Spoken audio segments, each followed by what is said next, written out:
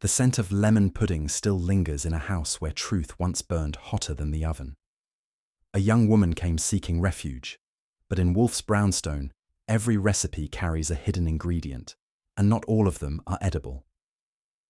What do you do when comfort wears the mask of chaos, and even the spoon might be a weapon? Before we begin, I'd love to know where in the world you're tuning in from, and what time it is for you right now. Let me know in the comments. Settle in, because this mystery begins now. When the sizzle came from the kitchen, I figured Fritz was experimenting with a new garlic blend, or attempting to defy Wolfe's ironclad menu rotation again.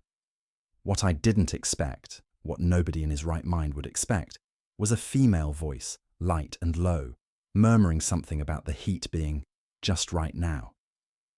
I don't barge into Wolfe's kitchen without cause. The man has rules, constitutional, spiritual, culinary. But curiosity can be stronger than habit, so I let the soles of my shoes make polite contact with the tile. There she was, 19 or 20, small, pale, brown curls half tucked behind one ear. She stood barefoot in front of the stove, holding a copper skillet like it had sworn allegiance to her, while our Fritz, sleeves rolled and eyes wide, hovered like a sous chef begging for validation. Fritz Brenner, our own high priest of perfectionism, letting a stranger take the lead with eggs. Say, I said, leaning against the doorframe, did we expand into culinary boarding services and forget to notify payroll? Fritz turned. His face held the expression of a man whose cathedral had been stormed and who was now trying to pretend it was part of the liturgy. Archie, he breathed, this is... I most certainly see who this is, came the thunder. Wolfe's voice, halfway between a snarl and scripture, rolled in from behind me. Fritz! Yes, sir, Fritz said, stepping forward like a bodyguard who knew the bullet was moral. There is a girl, Wolfe said, eyes narrowing at the interloper. In my kitchen, cooking eggs. The girl turned. She didn't flinch, didn't smile, just looked at Wolfe with the even expression of someone who hadn't yet decided whether to lie or beg. The pan hissed softly in her hand. I was hungry, she said. I glanced at Wolfe. His nostrils flared like he was about to give a speech on the sanctity of breakfast spaces. But instead, he just looked at Fritz.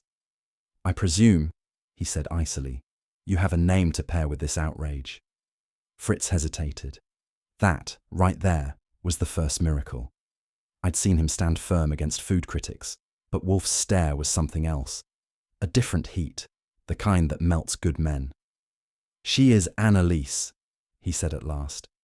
Anneliese Brandt, my cousin's daughter, from Austria. Wolfe didn't move. I've seen glaciers with more emotional range, but somehow he managed to project contempt, suspicion, and impending doom without lifting an eyebrow. Your cousin, he said slowly, whose existence has never warranted mention in 31 years under my roof. She is his daughter, Fritz insisted. Her mother passed. She has no one. I received a letter 2 months ago. She arrived last night. You sheltered her without consulting me. She was tired, hungry, and scared. And that granted her access to my kitchen. I believed. Wolfe cut him off with a slash of his hand. No, you did not believe. You indulged. You breached order. You committed treason in the name of sentiment. The girl, Anneliese, watched this with the composure of someone waiting for a delayed train. She had not touched the eggs since Wolfe entered. The pan had cooled, but her voice was warm. Mr. Wolfe, she said gently, I didn't mean to be a problem. You are not the problem, Wolfe said, eyes locked on Fritz. You are a symptom. Then he turned his full attention to her. Miss Brandt, I maintain a structure, a private and ordered house, a sanctuary from the disorder of the world.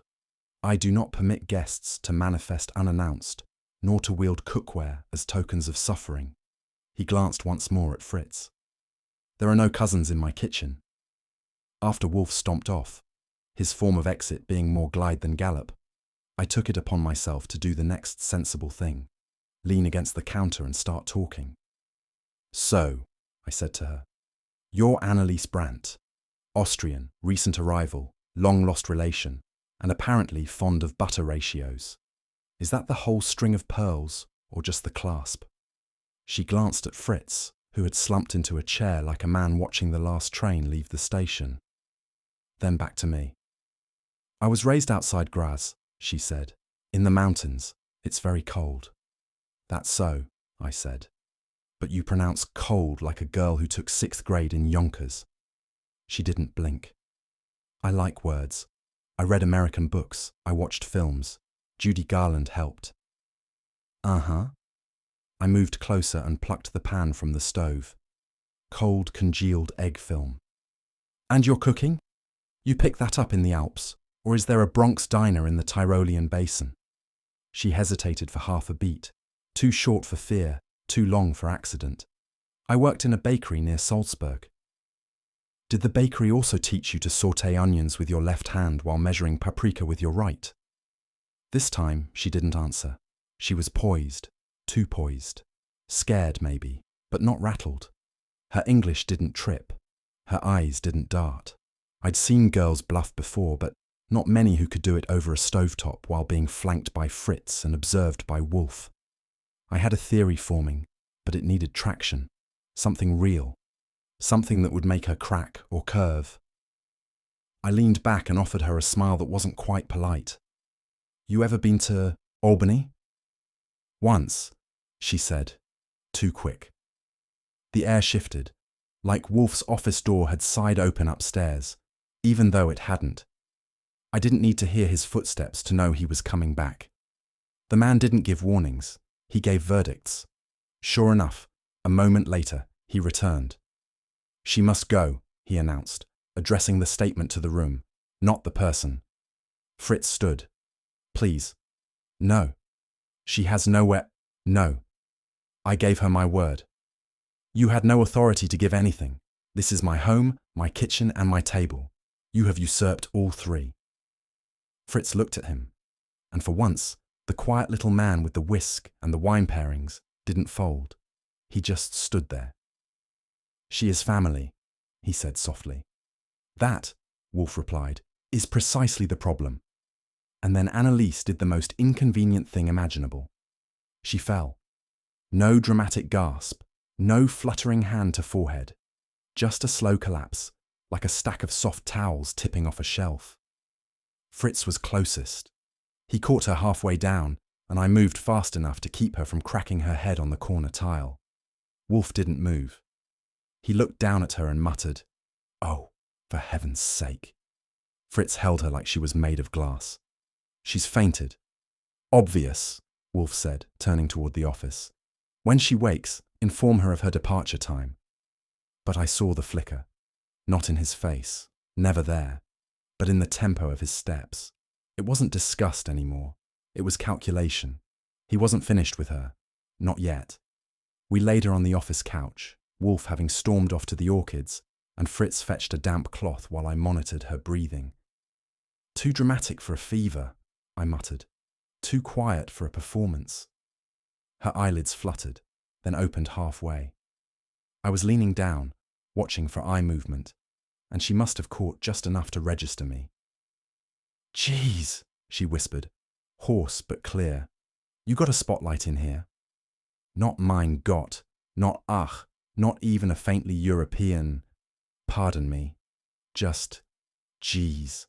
I froze. Language is a fingerprint when you're not looking, and that one belonged squarely to a girl who'd navigated subways, not mountain paths. "Feeling better?" I asked, all innocence. She blinked. I must have fainted." "Must have," I agreed. "Altitude sickness, perhaps?" She didn't answer. Fritz returned with the cloth, and I let him fuss, but the line was burned into my skull. "You got a spotlight in here? American, urban, natural, no translation lag." It wasn't proof, not yet, but it was a seam in her mask. And when masks crack, it doesn't take much to pull the rest apart. I made a mental note to call Saul Panzer, because I was now sure of one thing. That girl in Wolfe's kitchen wasn't just lost, or scared, or foreign. She was lying, and the only question left was, about what? She was propped up with a pillow, a teacup, and a blanket Fritz had fussed into origami. Her ankles were crossed like a schoolgirl's, but her eyes scanned the room like someone checking exit routes. I gave her the armchair and my best approximation of a smile that didn't promise anything. "You gave your name as Anneliese Brandt," I said, flipping open my notebook, which had nothing in it but a doodle of a fried egg. "Born in Austria, escaped danger, arrived hungry, collapsed with grace. Did I miss a chapter?" Her hands were folded, pale against the plaid. "You make it sound theatrical." "Lady, this house is allergic to improvisation. Better stick to your script." She sipped the tea. "I was born in Austria, near Villach. My mother died. My father worked in wood. He made chairs. I came here when Fritz said I could." "Just to confirm," I said, "you crossed the Atlantic with one letter and a skillet." A flicker, barely a blink. There wasn't much to carry. "Uh-huh." I leaned forward. "And where did you learn to speak like a cab driver from White Plains?" "I studied English." "Where?" She hesitated. "In Salzburg. Accent's clean, too clean. That comes from sidewalks, not study guides." Her teacup paused. "I've been here before." That was new. "Define here, the brownstone, Manhattan?"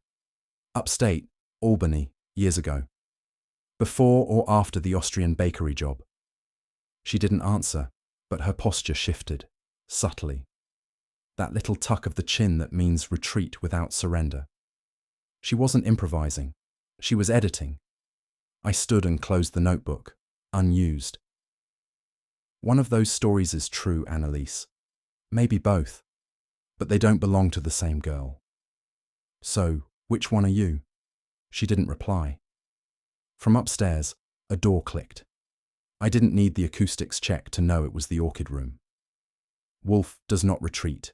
He withdraws. There's a difference. One involves fear. The other disgust and a deep desire for cultivated silence. The orchid room was his monastery. Whenever the tone of the day involved fainting women, off-book cousins, or dairy products used without authorization, he'd vanish behind the glass door and disappear into botany. Which was fine with me. It gave me time to think. From the armchair, Anneliese, not Ivy, not yet, was quiet again. Fritz had migrated to the dining room under the pretense of warming soup, but was actually nursing betrayal, like it came in spoonfuls. I walked to the far end of the hall, just under the air vent that ran between the office and the greenhouse. A little trick I picked up in year 2 of my Wolfe tenure. When he didn't want to listen, he made noise.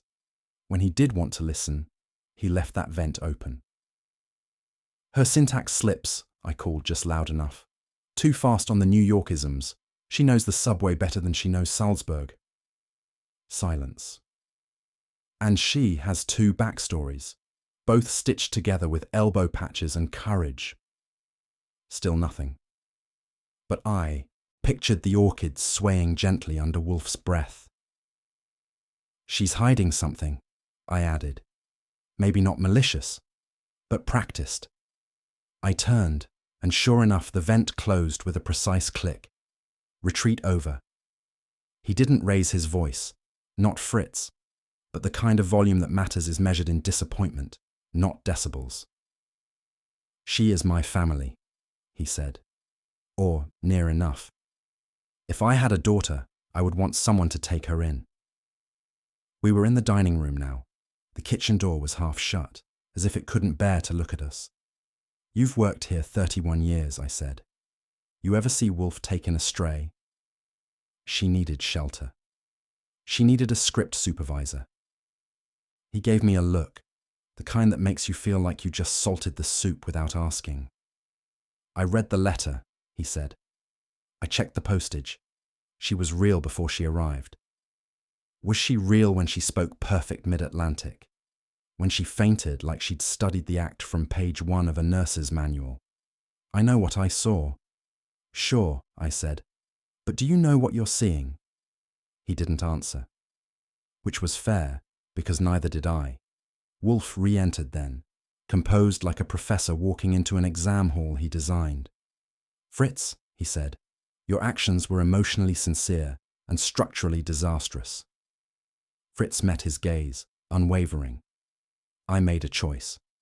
And choices, Wolfe said, have consequences. Not merely to logic, but to the sanctuary we maintain here. He gestured toward the office. If the girl remains here another hour, she does so under interrogation, not hospitality. Fritz looked down, then nodded. Slowly. It wasn't surrender.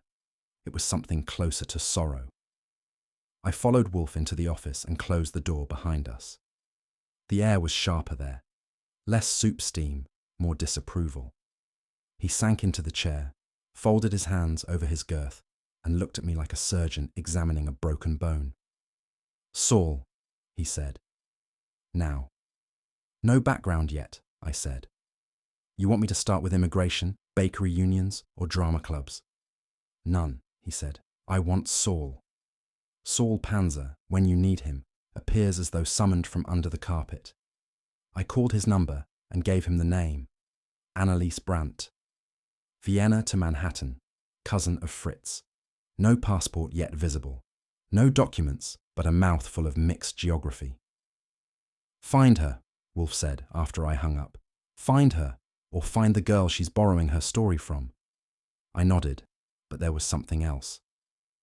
Wolfe wasn't irritated anymore. He was intrigued, which in his case was like a lion pausing before the leap. Not curiosity, but calculation. She has intelligence, he said. That makes her dangerous. Or useful. Possibly both. She also has chutzpah. He lifted one eyebrow. A loan word you might apply to yourself. Flattered, I said. But I don't fake Austrian. Nobility for a hot plate and a feint. Wolfe grunted, which for him was a laugh. The decision was, as always, delivered with finality. Wolfe leaned back, sighed, and spoke as if reading from a decree. She may remain, he said, for one night, not for comfort, for containment. Fritz looked relieved. Archie Goodwin, present and alert, looked sceptical. I'll lock the guest room, I said. Leave a bell and a Bible. She is not a criminal, Fritz snapped. She's not a cousin either, I replied. She's a story with 2 covers and no spine. Wolfe ignored us both. She is to eat, sleep, and speak no more than is required. I will not have hysterics, culinary, or otherwise. So the girl, Anneliese, Ivy, take your pick, was ushered upstairs with the quiet tension of someone under quarantine. Fritz followed with tea. I followed with doubt. I couldn't shake it. Not just her accent, or the way she'd folded into the feint like a dancer hitting her mark. It was the eyes, wide enough to ask for help, sharp enough to know which direction the trouble came from. At midnight, I checked the lock. She was asleep, or pretending. Either way, the house had gone still. And Wolfe, God help us, was reading poetry in the office. That was when I knew for sure. This wasn't just an uninvited guest. This was going to be a case. Saul called at 8:37 a.m. sharp. I picked up the phone in the front room, caught the tone in his voice before he spoke. No Anneliese Brandt in Austria, he said, or in New York, or on any visa list. Nobody with that combination of features and history. Lovely, I said. So she's a ghost with good shoes. Not quite. There is a missing girl. I straightened. Name? Ivy Jesmond. Manhattan native. 19. Disappeared 2 weeks ago. Worked deliveries for a mid-tier catering firm. I repeated the name. Ivy Jesmond. It didn't fit the soft vowels she'd used in the kitchen, but it landed with weight anyway. Send me the file, I said. Already on your desk, Saul said, and hung up. I walked into the office. Wolfe was mid-breakfast, soft-boiled eggs and the Times folded to the crossword. She's not Anneliese, I said. She's Ivy Jesmond. He didn't flinch, just swallowed and said, Ah, that was all. One syllable, dense with meaning. She vanished 2 weeks ago, from a catering business. Wolfe turned a page. That, he murmured, is when the dough began to rise. I waited for more. He offered nothing. Just silence, broken only by the sound of his spoon tapping once against the egg cup. By the time I reached the corner of Lexington and 92nd, the drizzle had turned assertive, and my trench coat was debating retirement. The catering shop sat squeezed between a bridal alteration studio and a dry cleaner with more steam than sense. The window display featured lemon napkins folded into swans and petit fours so symmetrical they made me suspicious. Jesmond and Pratt Catering, Est, 1946. The sign said, "Trust us." The lock on the door said otherwise. Inside, it smelled like vanilla, ambition, and simmering panic. The front desk was manned, barely, by a man whose spine appeared to have been replaced by a ruler. Wallace Jesmond, thin, pasty, buttoned to the throat, and carrying the expression of someone who'd once been scolded by a table setting. "Yes?" he asked, as though my presence violated zoning. "Archie Goodwin," I said, flashing a card. "I'm here about Ivy Jesmond." His eyes didn't flicker. They froze. "Ivy no longer works here. I heard, fired, accused of lifting cash from the till." "Accused is your word. We made a decision based on discrepancies." "Was she family?" A pause, then a pinched nod. "Distant, my uncle's side." "And your partner?" "Miss Pratt is in the kitchen. She handles presentation." "She handle the firing?" "No," he said, and the word tasted bitter in his mouth. "I did." I thanked him and stepped toward the kitchen, but the door opened before I reached it. Kitty Pratt entered the front with a tray of eclairs and a face that deserved better company. If Wallace was a ruler, Kitty was a brushstroke. Gold hair, smart smile, sleeves rolled neatly, and charm as polished as the silver cutlery. "Mr. Goodwin," she said, "you're making the place look like a crime scene. We're just a bakery." "Depends on the recipe," I replied. She offered a smile with teeth barely showing. "If this is about Ivy, you'd better come with me." She said it loud enough for Wallace to hear. He frowned. She ignored it. I followed her toward the pantry, with lemon napkins watching like silent jurors. Kitty closed the door behind us and leaned against the pantry shelf like she'd done this before. "She didn't steal," she said softly. "I didn't say she did. You were about to." I gave her a half shrug. "Just following crumbs." Kitty plucked a paper doily from a nearby stack and began folding it, fingers working while her voice stayed still. "She was afraid," she said. "Not of being caught, of being seen." I waited. She kept looking over her shoulder, checking the door, watching the mirror like it was a window. Who was she watching for? Kitty hesitated. "I don't know." I believed her, halfway. "She said she had reasons," she continued. "Said it was better if she left. Wallace didn't fire her, she quit. He just made sure the story worked in his favor." "Cash missing?" Kitty scoffed. "Maybe, maybe not. I don't ask Wallace what he's missing anymore." "Family harmony," I said. "We're in business, not harmony." She handed me the folded doily. It was now a swan, neck curled in on itself. "Why are you really here?" "To find out who she is." Kitty looked at me then, eyes serious. "Be careful with that." "Why?" "Because she isn't. Careful, I mean. She's scared. And when scared people lie, they tend to tell the truth the long way around." She opened the door before I could answer. Wallace looked up from the ledger. His frown hadn't moved. I thanked them both, took the paper swan, and stepped back into the rain. By the time I reached the brownstone, the smell hit me first. Sweet, toasted, and just a little too nostalgic. Fritz met me at the door, holding a pastry box, like it was both invitation and confession. "They came while you were out," he said. "No note, just delivered." Who signed for it? No one. It was left on the step. I opened the box. Almond tarts. Golden. Perfect. And unmistakably Ivy's work, or Annalise's, depending on which lie we were indexing. I recognized the cut on the pastry, Fritz said. She used a fluted blade from Vienna. I sharpened it for her. Wolfe had appeared in the hallway, arms folded, face unreadable. I trust you haven't eaten one, he said. I was tempted, Fritz admitted, but I thought, perhaps… Yes, Wolfe cut in. Perhaps. He gestured. I followed him into the office with the box. He sat, stared at them, and frowned. Food does not arrive uninvited. Not in this house. I agreed. He sniffed one tart, then set it down untouched. Ivy made these, he asked. According to Fritz's fluted certainty. And yet she's locked upstairs, which means someone else sent them. To remind us? I asked. No, he said. To test us. I didn't ask what he meant. Wolfe's mind was already halfway down the dough's trail. Mine was still stuck on one detail. Ivy didn't bake those today, which meant someone else had her recipe, someone who wanted them here. And Wolfe, without saying it, already suspected who had the apron strings. Wolfe had left the box untouched on the dining table, which is the closest he'll ever come to a medical precaution.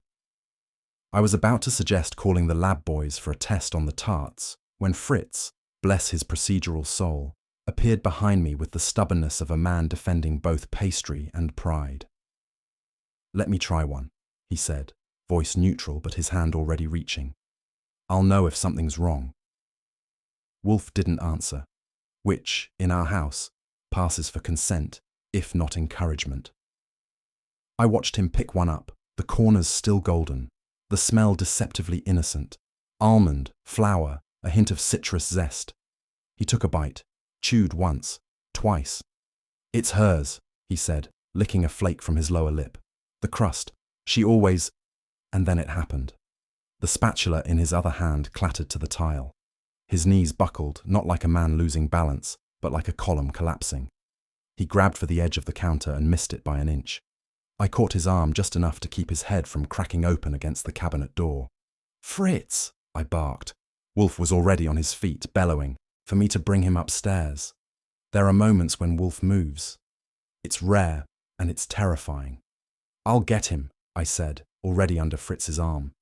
His face had gone the colour of clotted milk, his breath shallow, but his lips were still moving. She didn't… was all he got out. I carried him up the stairs like he weighed nothing. Wolfe followed, silent. In the kitchen, the pastry box sat open, its tarts innocent as ever. But the house wasn't innocent anymore. Wolfe didn't descend for 20 minutes. When he did, his gait was slow, methodical, and infused with the kind of restraint that meant trouble. Fritz was alive. Weak, yes, but stable. His breathing even, pulse restored, and a faint blush returning to his cheeks. Wolfe had left him in bed under a wool blanket and a silence deeper than scolding. He entered the kitchen like a priest returning to a desecrated altar.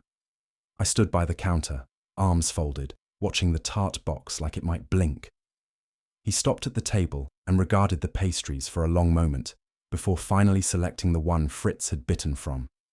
He didn't taste it, of course. That would have been reckless. He held it under his nose, inhaled, then plucked a paring knife from the drawer and made a clean incision down the centre of the filling. I watched his expression. Nothing changed, but that was the change. Wolfe not reacting is Wolfe reacting at full tilt. There, he said. Where? Almonds, he said softly, are a bass note, subtle.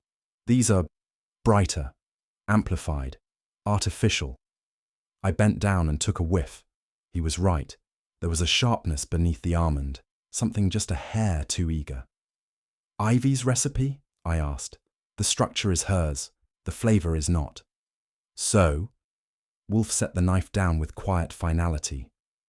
Aconitum napellus, he said, commonly called monkshood or wolf's bane. Bitter, masked in pastry by almond.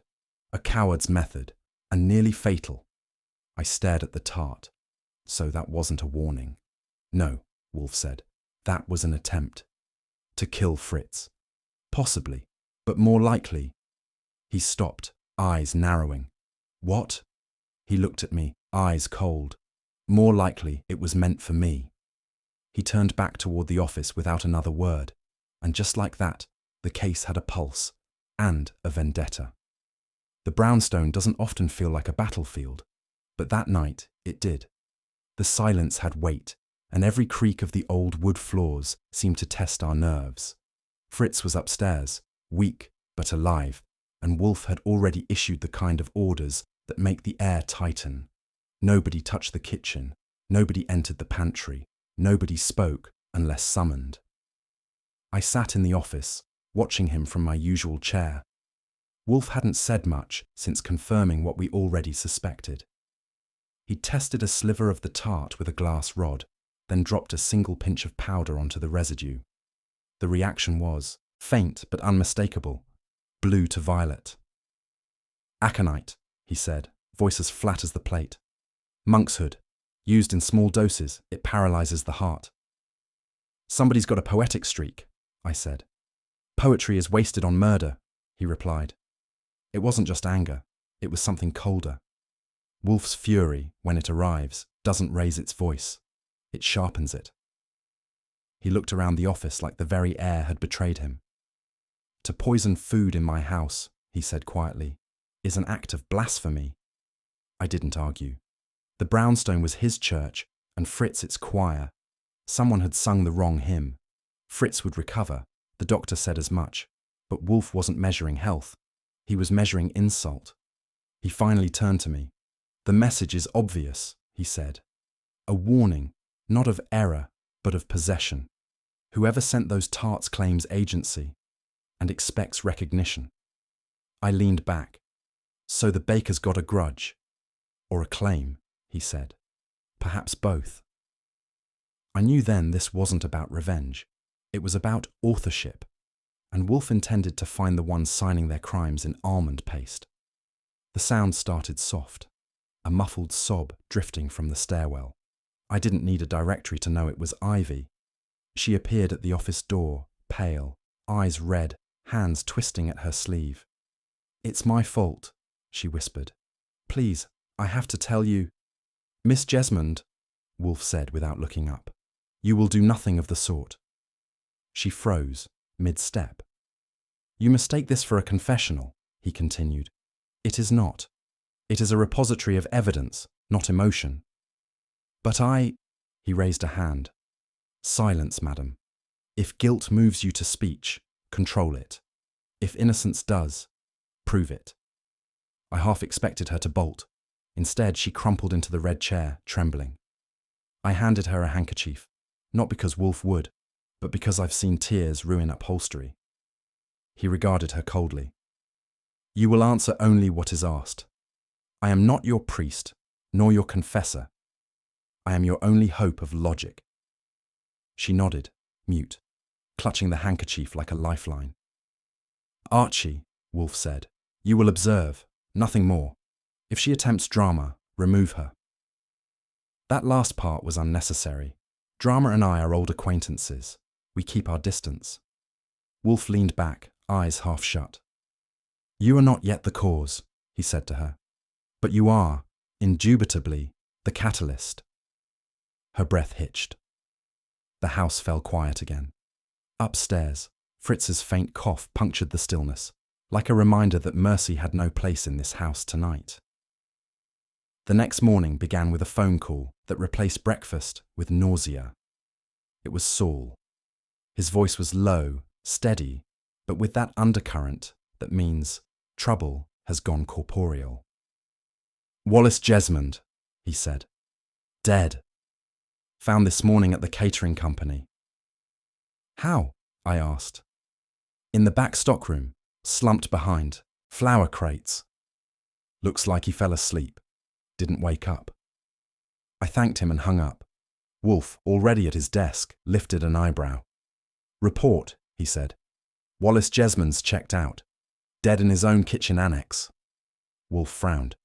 Poison again? Unconfirmed, but odds are it wasn't overwork. He pressed his fingertips together. A second death so soon. Seldom coincidental. Our unknown correspondent escalates swiftly. I nodded. Maybe Wallace was next on the bakery's hit list. Or, Wolfe said, he was the baker. That one landed. We sat there a moment, the quiet stretching between us. Fritz was still resting upstairs, the kitchen quarantined. The air smelled faintly of disinfectant and fear. Wolfe rose, which, as always, meant the world was shifting. Archie, he said, contact Inspector Kramer. I require access to the scene before his men contaminate it with zeal. I whistled. You volunteering to leave the house? He gave me a glacial look. My cook has been poisoned. My food defiled. Even I have limits to patience. He wasn't angry now. He was precise. And I knew whoever had started this had just earned themselves the rarest thing Wolfe ever gives: pursuit. By afternoon, Wolfe had his information. He didn't say how, but when you've got Sol Panzer, Ori Cather, and a Rolodex that frightens politicians, explanations are redundant. We were in the office again, the scent of orchids barely cutting through the tension. Wolfe had a file open before him, thin, official, and damning. Milton Parr, he said, silent investor in Jesmond and Pratt Catering. The silence, it appears, was purchased. I leaned forward. Meaning? He glanced up. A criminal record, sealed, yet not entirely forgotten. Fraud, larceny, identity alteration. Austria, circa 1928. The word Austria hung in the air like a bell. Friedrich Brandt, Wolfe added. His alias then. The same surname our supposed cousin claimed. So Fritz's mystery relative was no accident, I said. No, Wolfe said. Mr. Parr manufactured a bloodline, and when Wallace Jesmond threatened exposure, our domestic tranquility became collateral. I whistled low. An Ivy? He closed the file. His daughter, conceived in deception, hidden by convenience. Her arrival here was neither spontaneous nor filial. She was inserted, placed under Fritz's protection to exploit his loyalty. That's cold, I said. Human, Wolfe corrected. And profitable. He settled back, steepling his fingers. Jesmond's death was the inevitable result of friction between conscience and concealment. Parr feared revelation, Jesmond intended it, and Miss Jesmond got caught in the middle. Wolfe nodded once. Precisely. For a man who claimed to abhor melodrama, he was composing it with the precision of a maestro, and I knew what was coming next, an overture of confession. Ivy's confession came that evening, though calling it that gives it too much dignity. It wasn't orchestrated. It broke out of her like steam from a kettle. She stood before Wolfe's desk, hands trembling. Wallace came to me, she said. The day before I ran. He said he knew, about my father, about everything. He said if I didn't help cover it up, he'd ruin all of us. Wolfe's tone was glacial. Cover up what, precisely? That my father, Parr, wasn't just a thief. He was wanted. He changed his name when he came here, used my mother's papers. Wallace found proof. She bit her lip, hard enough to draw blood. He said I had to distract Fritz, make him believe I was family, so Parr could move money through the bakery without notice. That's quite a scheme, I said. Her eyes lifted to mine. I didn't want to, but when Wallace said he'd expose everything, I thought, You thought wrong, Wolfe said. You ran. Admirable instinct. Poor execution. She stared down at her hands. I didn't poison anyone. I swear it. Of that, Wolfe murmured, I am not yet convinced. For a long moment, she said nothing. Then, someone else delivered those tarts. I never saw them again after I left. That someone else was about to have a face. Wolfe would see to it. Later that night, I was hanging up her coat, more out of habit than gallantry, when something heavy slipped from the inner pocket and landed at my feet. A card, recipe-sized, folded once, stained with a smudge the colour of burnt sugar. I picked it up. The handwriting wasn't Ivy's, too angular, too exact. And one corner bore a faint fingerprint, smeared but visible, enough to mark urgency. The ingredient list was ordinary until the last line. Savory almond essence. Order from Lentz chemists. I stared at it. Savory and almond don't share the same dance floor. I took it straight to Wolfe. He was still awake, his desk a small battlefield of clippings and notes. He examined the card, turned it under the lamp and said, "You found this where?" "In her coat." He nodded slowly. "Then it was meant to be found. But by whom?" I shrugged. "You tell me. That last line reads like a dare." "Or an invitation," he said. Lentz chemists, established in 1894. Discreet suppliers of both perfumers and poisoners. That narrows it down. He set the card on the blotter, fingertips resting on it like a judge marking evidence. "This," he said quietly, "is the handprint of intention." "And the essence?" I asked. He looked up. "The flavor of guilt, Archie. Manufactured and for sale." The clock ticked once. Outside, the rain began again, and inside, the house held its breath, waiting for the next name to surface. Wolfe believes in two constants of civilization, the order of meals and the obedience of men. That afternoon, one of them was trembling. Lunch was broiled trout, buttered potatoes, and the faint tension of an invisible third course, poison. Fritz had insisted on preparing it himself, pale but steady, as if feeding us was the only proof of his survival. Wolfe accepted the plate with a nod of ceremony. He didn't eat much. Neither did I. The trout was perfect, which only made the silence louder. Finally, Wolfe put down his fork. "You are aware," he said, "that appetite without trust is merely habit." "I'd call it courage," I replied. "Courage is reserved for wars. This, Mr. Goodwin, is logistics." I waited. He dabbed his lips and leaned back. "We have the instrument, aconite. We have its vessel, pastry. What we lack is the will behind the act. That, as always, is where morality and deduction meet." I poured coffee. "And you're about to cross that intersection."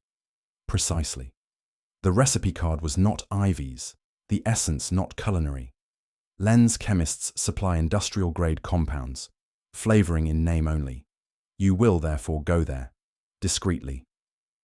Just ask for a pound of guilt with almond overtones." He ignored me. "Discover who ordered the item and who collected it. Names matter, Archie. They carry contagion." He reached for the trout again, then stopped.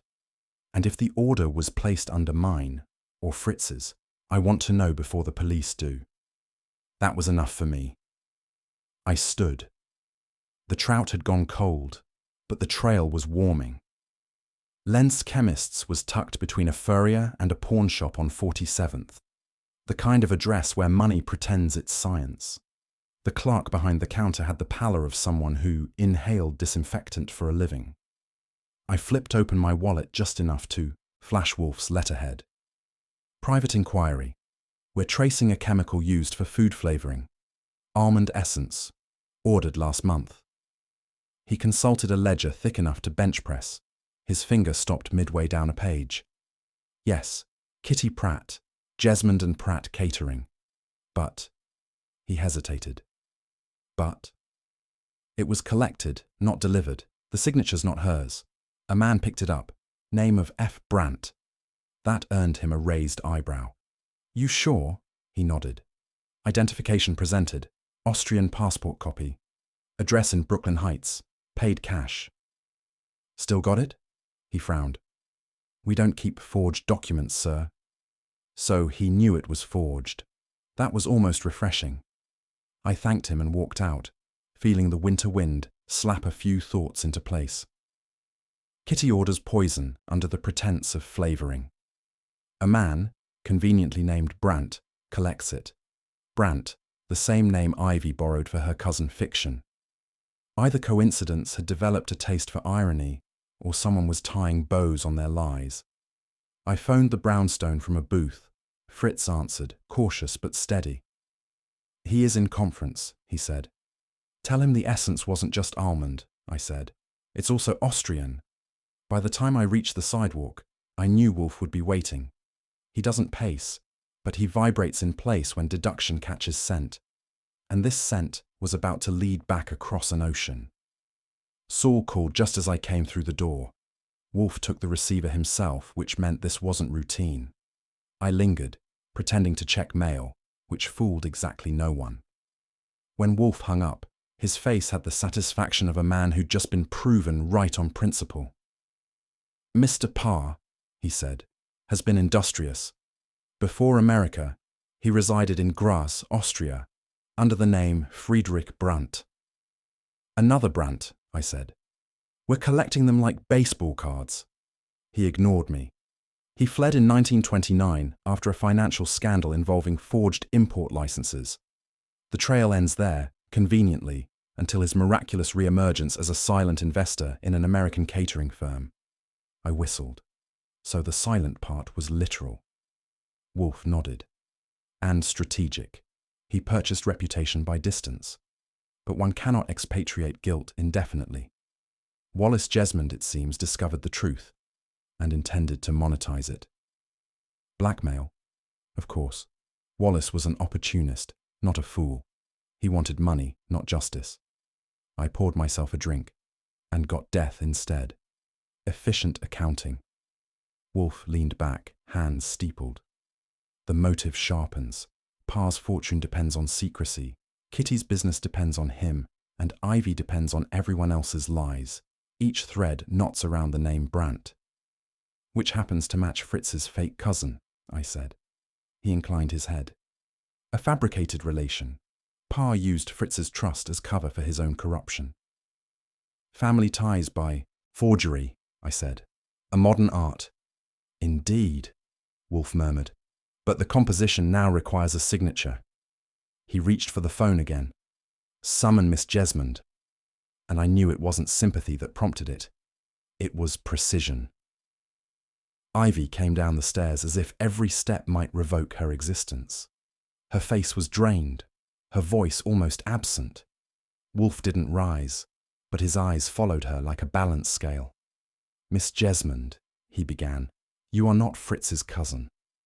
That fiction served a purpose, but not yours. She swallowed. Do not interrupt. You were placed here, under the name Annalise Brandt, to legitimize a connection to Mr. Parr. The goal, to mislead Fritz and shield your father's secret from exposure. She flinched at the word father. Wolfe's tone didn't soften. Your father is Friedrich Brandt, Milton Parr. Whatever name suits his convenience. Her lips trembled. He told me to stay away from Wallace. He said Wallace was dangerous. Wallace was inconvenient, Wolfe corrected. Dangerous only in his intent to reveal truth. And now he is dead. Her eyes lifted to him, wet and desperate. You think my father... I think, Wolfe said slowly, that you are the child of deceit, not its architect. You were used as a pawn. That does not absolve you, but it explains you. She sat down, silent, defeated. Wolfe regarded her for a moment, then turned to me. Inform Miss Pratt that her presence is required. We shall see how far filial loyalty travels through business partnerships. It wasn't sympathy I heard in his voice this time. It was the faintest note of weariness, the kind that comes from watching lies breed too fast to count. Kitty Pratt entered like she was still in her own shop, spine straight, chin high, perfume expensive enough to suggest innocence. Wolfe didn't offer her a seat. He merely looked at her as one might regard a half-solved equation. Miss Pratt, he said, you are aware that aconite is not a spice. Her smile twitched. I don't know what you mean. I suspect you do. You ordered almond essence from Lentz chemists. She folded her arms. So, we use it for pastries. Not that kind, Wolfe said. Yours was laboratory grade, collected by a man using the name F. Brandt. You will tell me why. Her eyes flicked to Ivy, who sat motionless by the wall. Ivy handled supplies, she said. Incorrect, Wolfe replied. The receipt bears your signature, and the alias was her father's. That makes you either accessory or dupe. She hesitated. Milton, Mr. Parr, said it was for preserving syrups. He said the chemist insisted on a stronger batch. Did he also insist you hand it to him personally?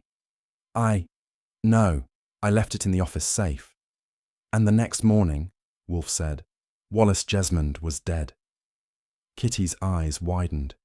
You can't think. I do not think, Miss Pratt, I infer. The silence lengthened until even the orchids upstairs might have wilted. Finally, Wolfe spoke again, voice low and sharp. You are a woman of taste, Miss Pratt, but you lack discernment. You allowed yourself to become the conduit of another's crime, and in doing so, nearly poisoned my household. Her composure cracked. I didn't know, she whispered. Wolfe nodded once. Ignorance is rarely innocent. He turned to me. Archie, we will require confirmation from the chemist regarding handwriting. On it, I said, reaching for my hat. Wolfe leaned back, eyes closing. The scent of almonds lingers, he murmured, but the hand that stirred the bowl is not yet done. When Wolfe invited Milton Parr for tea, I knew better than to expect finger sandwiches and polite laughter. Fritz had set the silver pot on its stand and fled the dining room as though it might detonate. I stayed put, of course. Wolfe's idea of backup is me, armed with wit and a brow set to neutral. Parr arrived 5 minutes late, which by his standards was prompt. He took the chair opposite Wolfe with the same slick grace he applied to opening investment portfolios and closing doors on inconvenient truths. Wolfe offered no greeting, merely filled his cup and began. Mr. Parr, I will waste neither your time nor my patience. You are concealing a relationship that bears directly upon the death of Wallace Elston. I intend to uncover it, with or without your cooperation. Parr smiled as if he'd been offered a mint. Mr. Wolfe, I admire your reputation, but I must protest this presumption. I've already given the police my account. Wolfe's lips compressed. Your account is a confection, sweetened with omission. It would not nourish a child, much less satisfy my curiosity. You've made up your mind, haven't you? Parr chuckled, crossing his legs. I see the game, Mr. Wolfe. You accuse, I react. You watch. But I'm afraid I've grown too old for parlour tricks. I stirred my tea to cover a snort. Wolfe ignored me. I find games distasteful, Wolfe said. This is not a game. It is a question of guilt, and the burden of silence. Parr's fingers toyed with the handle of his cup. If I may be blunt, you have no jurisdiction. Neither do you, Wolfe murmured, over a dead man's secrets. Parr rose then, smoothing his coat as if we'd bored him. You'll have to do better than innuendo, Mr. Wolfe. Wolfe didn't move. Oh, I intend to. And with a nod that could have curdled milk, Parr left the house like a man who had just burned a bridge and congratulated himself for the warmth. I sleep like a man who earns it. But that night, somewhere between 3 and 4 a.m., a sound dragged me out of a dream involving Marion Kirby and a piano with no keys. It wasn't loud, just a subtle, soft metallic creak that didn't belong in a brownstone built to keep the world out. I slipped out of bed, pulled on a robe, and padded down the hallway with the quiet conviction of a man who doesn't like surprise guests. The kitchen lights were out, but the back pantry door yawned open like a mouth that had told a secret. Fritz stood barefoot in his robe, eyes wide, one hand gripping the countertop for support. It was locked, he whispered. Always. Every night. I nodded. Someone picked it, or had a key, which would be worse. Fritz's face went pale as boiled veal. The recipe box, he breathed. We moved like men under water. He opened the cabinet beside the stove where he kept his sacred scrolls, laminated cards and slips of parchment annotated in looping German cursive. His lips formed silent numbers, names. And then he stopped. One space was empty. The apricot tart, the original. He didn't look at me when he said it. Didn't have to. I backed away, eyes adjusting. No broken glass, no spilled spice jars. Just absence. Someone had entered the kitchen not in a frenzy, but with purpose. Whoever came, I muttered, knew exactly what they wanted. Fritz didn't answer. He looked down at the space where his card had lived and whispered. They wanted to erase her. Wolfe would be awake by now, and something told me breakfast was going to be replaced by rage. Wolfe came to the kitchen with a frown carved from granite and a vocabulary narrowed to commands. He said nothing at first, just stood by the pantry door, arms folded, eyes moving like a chess player who hated losing pieces. I filled him in, sparing Fritz the recitation. When I finished, Wolfe finally exhaled. She is afraid, he said, and desperate, a dangerous combination. Kitty. He didn't answer. Instead, he moved, not fast, but with deliberate weight. At the counter, he pressed his palm to the marble and lifted it slowly. A faint dusting clung to his skin. He rubbed his fingers together and sniffed. Flour, he said. Fritz leaned in. But I cleaned every night. Wolfe shook his head. Not all flour, white truffle flour. There is no mistaking the scent. Fritz stiffened. She insisted on it, said it lent silk to her crust. I crouched and peered beneath the lip of the counter. There's a streak here, I said. Like a thumb swipe. Someone crouched or dropped something and leaned. Wolfe turned to Fritz. Who else uses this flour? No one, Fritz said. It is too expensive, only Kitty. Wolfe nodded once. Then she was here, tonight, to erase a piece of the past and left her signature behind. He turned away, the lines of his face drawing tighter, like a net. You may alert Inspector Kramer. But first, Archie, search beneath the sink. I want to know what fell. I went to my knees, less from obedience than curiosity. Wolfe's voice had taken on that rare electric tone, the one he used when the storm had gathered, and he was already counting the thunderclaps. You'd be amazed what collects beneath a sink. Lost teaspoons, lint colonies, the occasional matchbook from a restaurant that closed in 1942. I reached deep, fingers sifting past pipe and grime until they brushed metal. I drew it out. Circular, heavy, with an engraved handle. I turned it in my palm and the monogram caught the overhead light. KP.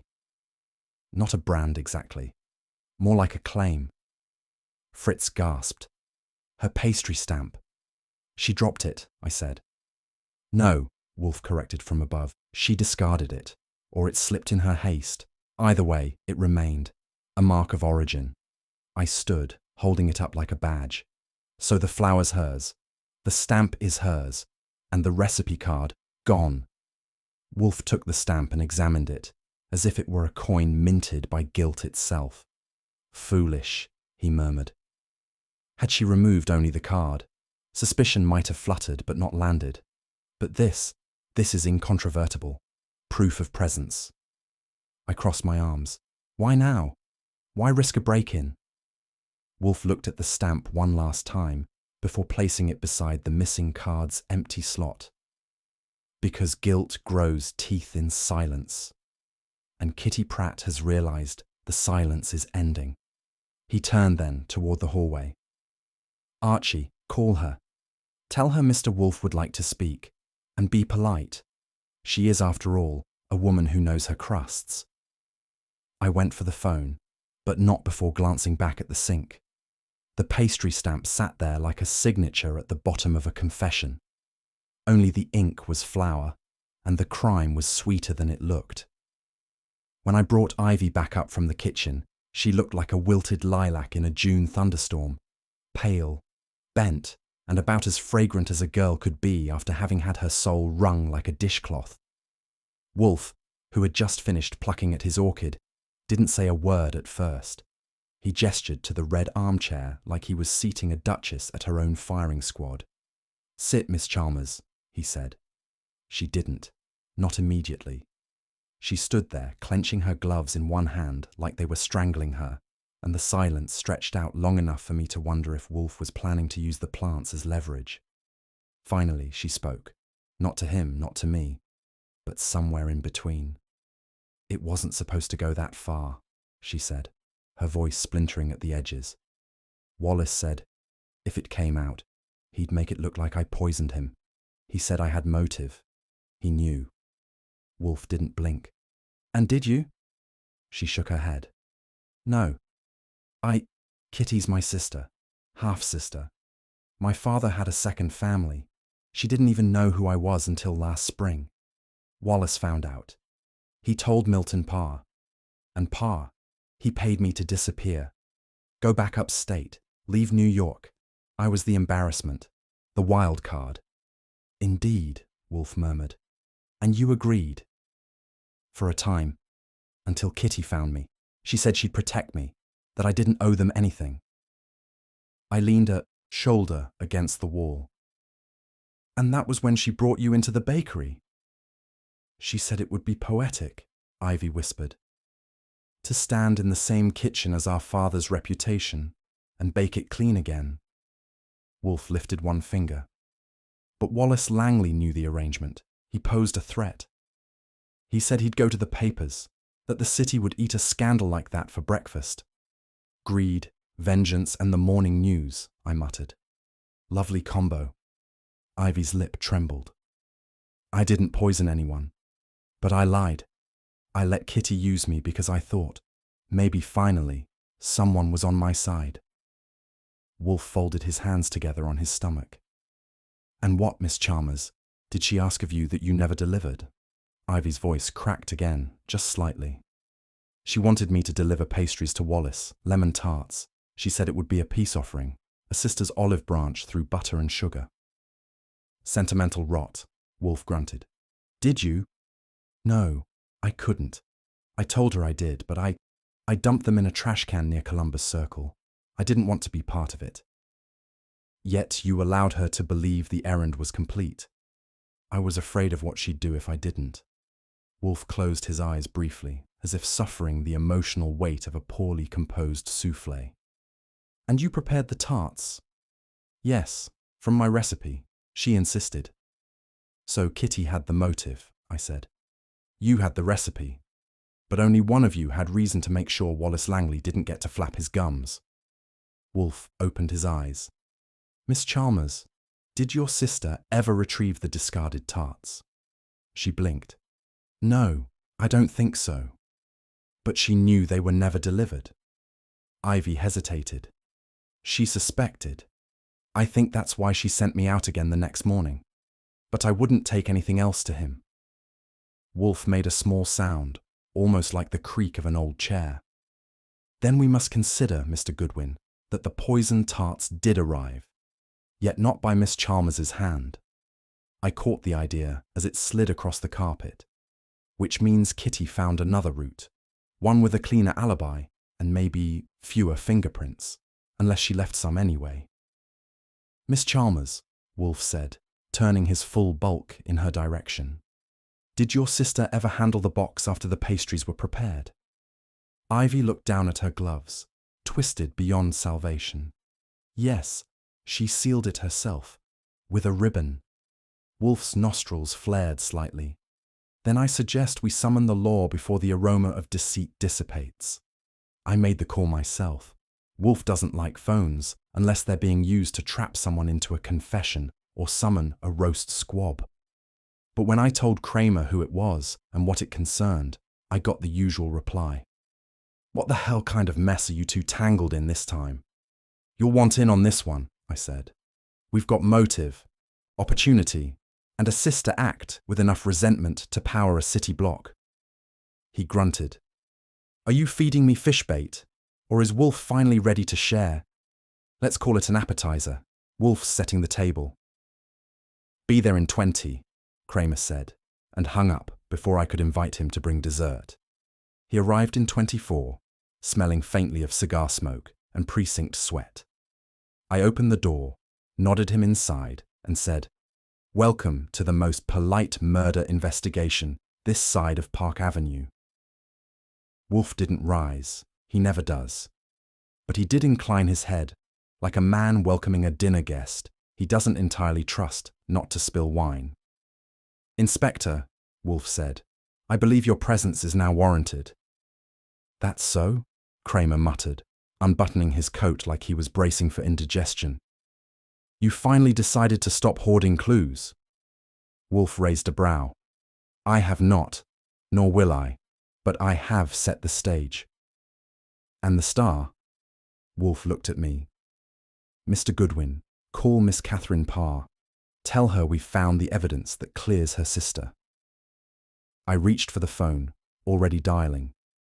Let's see if pride answers faster than fear.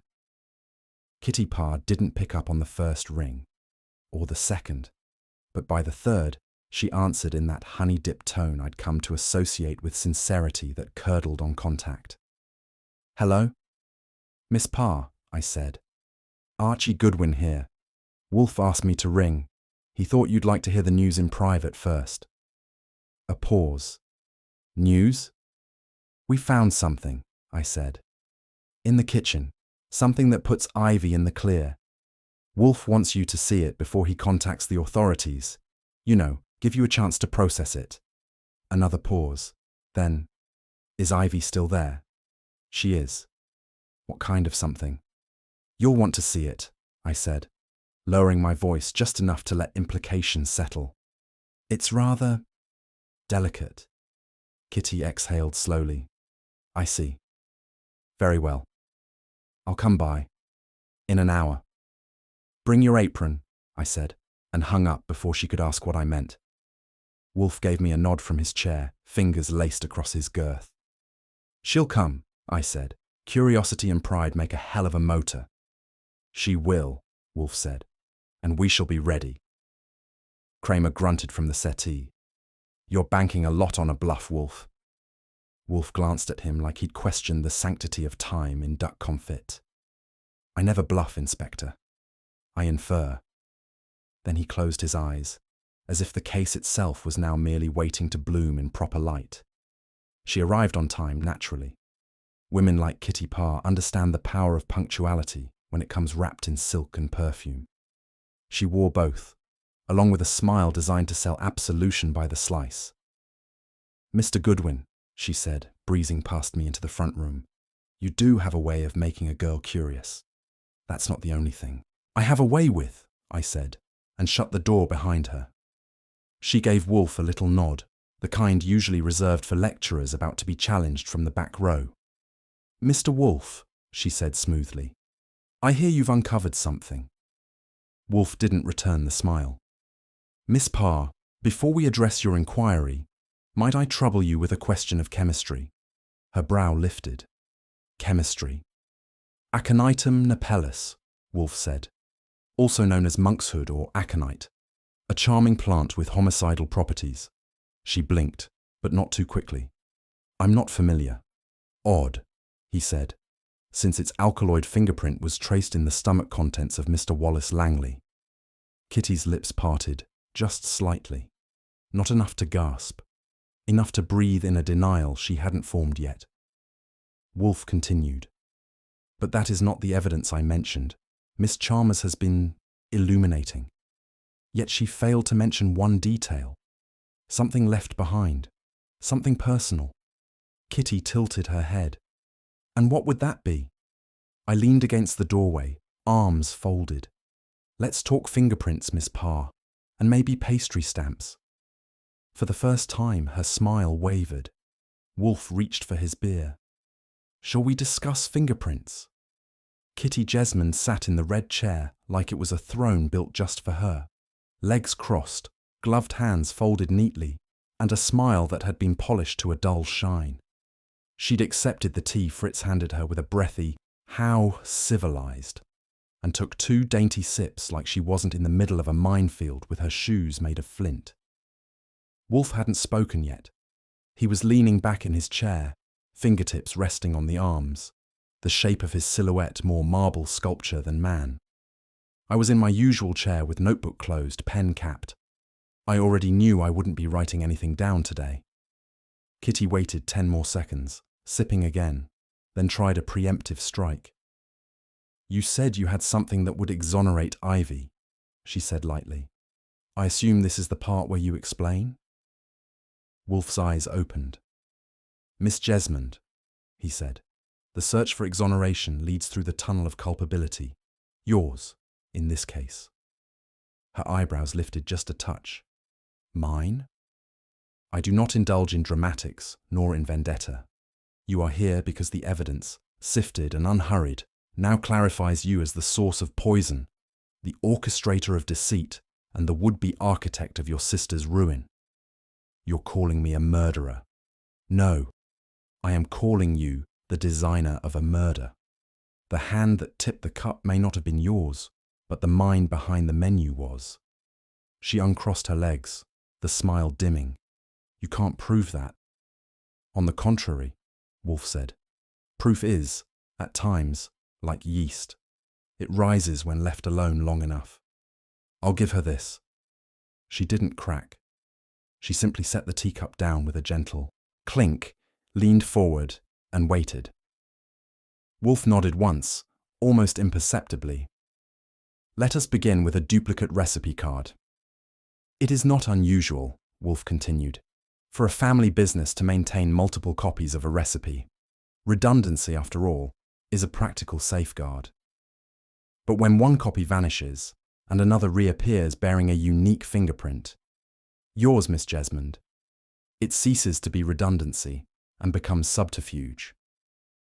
Kitty opened her mouth, then closed it. Her tongue pressed against the inside of her cheek like it had somewhere better to be. Wolfe inclined his head toward the low table, where a manila envelope lay like a sleeping dog. Archie. I opened it and slid out the laminated card. Ivy's lemon tart recipe, exact in proportions but marginally newer in handwriting. It had been retrieved from Kitty's personal cabinet during a quiet visit to the patisserie, courtesy of one Inspector Kramer's warrant. What made it special wasn't the card. It was the smear of almond oil across the top edge. Wolfe had sent it to a chemist uptown, Lenz, the one with an accent thicker than Fritz's chicken stock, who confirmed the presence of bitter almond, same strain as the one in the fatal batch. Kitty sniffed. Almond oil. Hardly damning. Indeed, almond oil is commonplace, but this particular variation is not. It is custom ordered, used in extremely limited upscale kitchens, and yours is among them.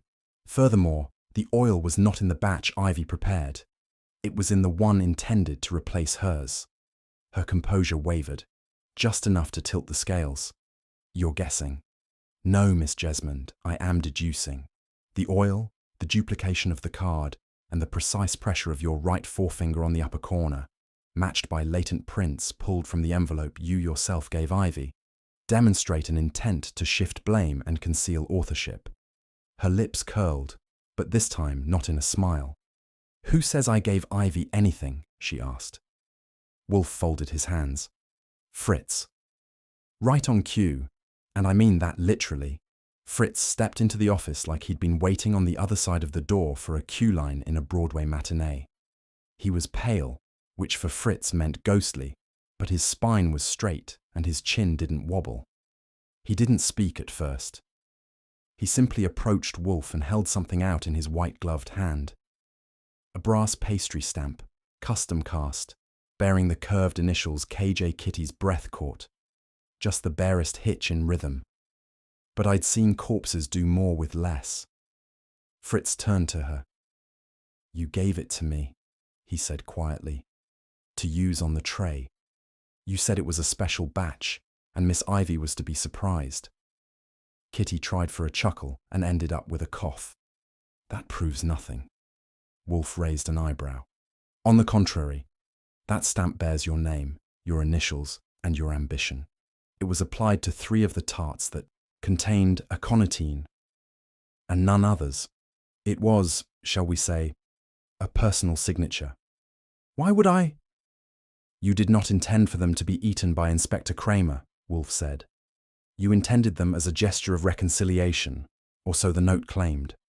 A sentimental trick, delivered with theatrical sweetness, which Ivy wisely refused to carry out. Ivy did not deliver them. You, seeing the window close, made sure they were substituted for the batch given to Mr. Parr. Unfortunately for you, the substitution occurred at the patisserie, under Fritz's unknowing hands, and the evidence retained your stamp. Kitty stood suddenly. This is absurd. No, madam, Wolfe said. This is inevitable. She stared at the pastry stamp in Fritz's hand like it might grow fangs. He didn't flinch. Then Wolfe murmured, "You may enter, Inspector." Kramer didn't stomp in. That's how you knew he meant it. When Kramer stomps, he's blowing smoke. When he glides in like a banker with a bad loan, it means the cuffs are already warm. He didn't look at Kitty, not at first. He looked at Wolfe, gave a single nod, and pulled the cuffs from his coat pocket like he was unfolding a receipt. Kitty had backed to the edge of the carpet, still upright, still silent, but the charm had burned off her like fog in sunlight. She didn't argue. She didn't blink. The cuffs clicked once. Kramer's voice didn't come. He had a million insults in storage, 1,000 quips he could have thrown, but he just locked the second cuff and stood behind her, eyes on the floor. Wolfe leaned back. "You have everything you need?" Kramer nodded again. "More than." Kitty didn't speak. She turned slightly toward Fritz, just once, then let Kramer guide her toward the hall. When the door closed, Wolfe exhaled through his nose. "Archie, see to Miss Ivy." I went. I found Ivy still in the front room, hands clasped in her lap like they might float away if untethered. She looked up when I entered and didn't ask. "It's done," I said. "She's gone." She nodded, slow. Not relief, not quite anything. "I thought," she said after a while, "that I'd feel something. Vindicated. Free." Her voice cracked at the edge. "Yeah," I said. "I've heard that before." She shook her head. "I didn't want the bakery, or the name, or the secret. I just wanted to be gone. I said yes to Pa because it meant disappearing. I never wanted Kitty hurt, even after what she did.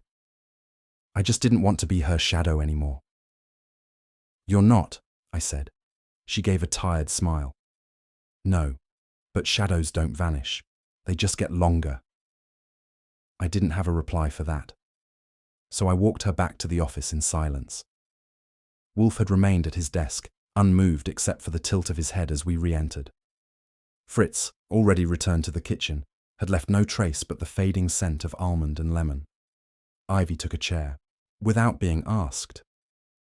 Wolfe regarded her, not unkindly. "You have survived, Miss Jesmond, but not triumphed. There is no triumph in detachment, only survival." She nodded, eyes down. He reached for his beer, not the tart, not the biscuit, not even a curl of lemon rind. Just the bottle. "Loyalty," he said, "is a confection. Baked in fear, glazed with guilt, and devoured by those who need absolution." Archie Goodwin, professional note-taker and occasional moral interpreter, kept his mouth shut. Wolfe lifted the beer, took a single sip, and set it down. "Few escape their inheritance, Miss Jesmond," he said softly. "But fewer still survive it."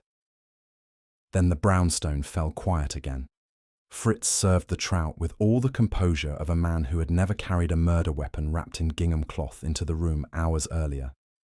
His hands were steady, his white coat immaculate, but I didn't miss the thin sheen across his forehead or the faint pause before he lowered the platter beside Wolfe's plate. We were back at the table, yes, but the air hadn't quite decided whether to settle. Wolfe, as expected, behaved like the world had righted itself. He lifted a fork, adjusted his napkin with 2 fingers, and gave the trout a glance of stern approval. "Satisfactory," he murmured. I took my seat across from him, poured a splash of beer from the cold bottle Fritz had just retrieved, and leaned back like nothing had happened. Except something had. Something that had cracked the fine porcelain of our little domestic ritual. "I suppose," I said, soaring into the fish, "that a man could get used to a murder every other Thursday, so long as dessert still arrives on time." Wolfe didn't dignify that with a reply.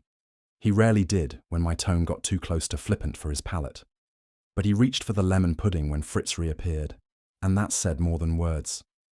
Ritual restored. The clink of silverware filled the silence. No sirens, no shouting. Just two men and a murder, folded back into routine. But even as I reached for my coffee spoon, I knew the storm hadn't passed, only changed shape. It wasn't until the next afternoon that Wolfe deigned to mention Ivy Jesmond. I'd assumed he was saving it for the right moment, probably the minute I got too relaxed. "She has gone," he said, mid-deduction on an entirely different matter, like he was noting a change in barometric pressure. I glanced up from the file I was pretending to read. "Gone where?" "Vermont," he replied, folding his hands on his belly. "To a kitchen near Stowe, orchards. They jar preserves and bake for local shops." I waited a beat. "That wasn't in the paper." "No," he said. "It was not." I knew better than to ask how he'd arranged it, or who owed him the favor, or why he'd bothered. Wolfe didn't explain acts of mercy any more than he explained his taste in neckties. But I felt the residue of something like decency pass through the room. "No goodbyes?" She declined. I nodded. A woman like Ivy wasn't built for confessions, and Wolfe, despite every ounce of logic he wrapped around himself like a velvet robe, had let her slip away without a reckoning. Just a quiet exile among pies and apples. For Wolfe, that was almost sentimental, which made it all the more unnerving. The next morning, with coffee strong and the sun indecisive, Wolfe turned from the orchids with a ponderous sigh, the kind that means trouble, or a metaphor. "Mr. Goodwin," he began, "do you suppose a recipe is more dangerous than a revolver?" I looked up from my notebook. "Depends. Are we talking soufflé or sabotage?" He ignored that. "A house founded upon logic, this house, does not permit chaos to intrude. It repels disorder by method, by discipline, by cultivated distaste." I nodded like I was listening. Mostly I was watching his fingers trace the curve of a blossom.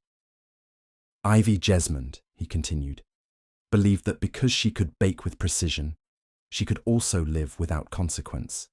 She presumed structure could absolve inheritance."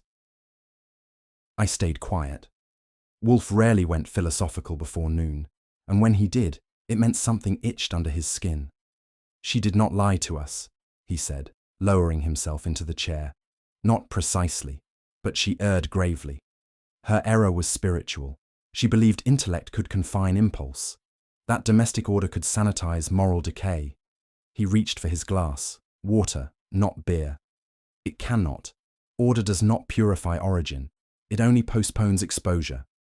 That was Wolfe's version of pity, and for once, I didn't feel the need to joke. Later that evening, after the mail and the silence and a dinner that tasted faintly of remorse, I made the mistake of wandering into the kitchen for one last cookie. "You know," I said, leaning against the frame while Wolfe sipped his beer, "I've come to distrust women who smile in kitchens. Something about it feels rehearsed."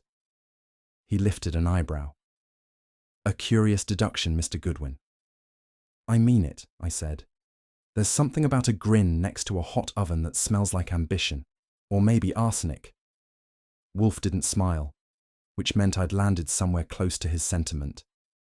"Domestic warmth," he said, "is frequently a veil. One must never assume that culinary grace reflects moral grace." I whistled low.